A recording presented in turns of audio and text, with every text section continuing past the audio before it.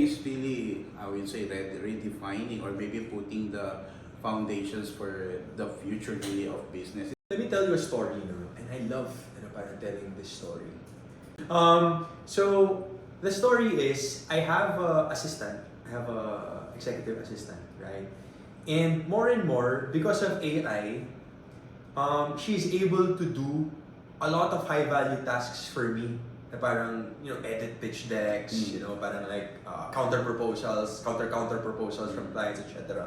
Right? As long as I teach her how to use AI, di ba?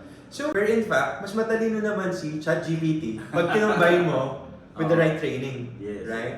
And that's a very profound change that's happening in the marketplace for talent ngayon. My executive assistant, she's in Danao, as in, far-flung. Cebu. Yeah, far-flung, right?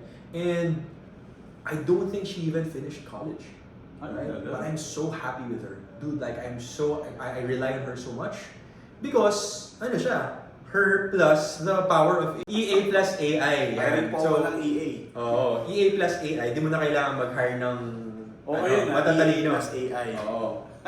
So, and I think that's a very profound transformation that's happening in the marketplace. Now, for the next 10 years, if you master that, you should be able to build companies as if you hired like the most genius PhDs in the world. Yeah. Just because of this new tool, this new technology. AI is really, I would say, redefining or maybe putting the foundations for the future really of business.